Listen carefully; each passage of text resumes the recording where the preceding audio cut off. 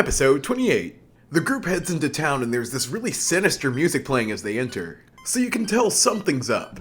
As Diana instructed, they find the antique shop and the owner is pretty vivacious. He's like, let me take you through my inventory one by one. While he's going on this sales pitch, observational Freed seems skeptical.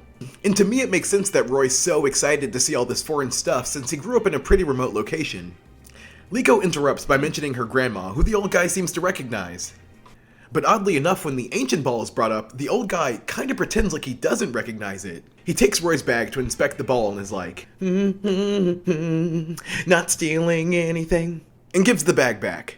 I was skeptical that he would just so blatantly nab it and just hope that Roy doesn't open it right there, but... So Chaperone Freed starts to escort them off, but Hatena's bad vibe detector goes off. They're chatting later when out from the bag a fungus pops out and Roy's like, the ancient ball is gone! And so is the old man. It seems like he's been after this item. Back in the city, Liko pieces together that the thief is probably part of the explorers, and the search begins. But it's tricky, there's even multiple old men in this town. Cleverly, he gives the ball to his lampent and directs it away. Freed finds and confronts him, and the man's pretty audacious. I genuinely gasped when he more or less tried to murk Freed. Like, this man was not playing around. Then my fave soundtrack plays, so dopamine is high.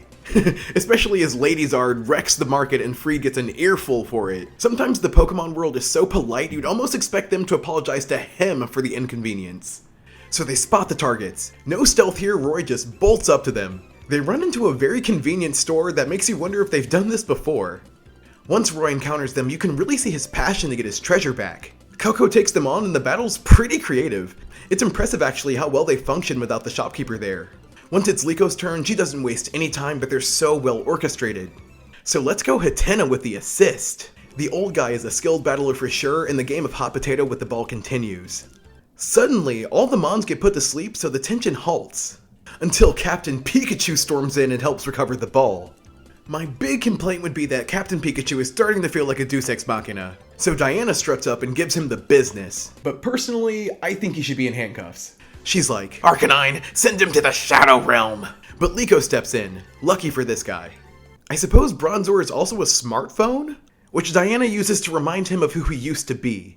And in doing so, reignites this group's spirit for adventure.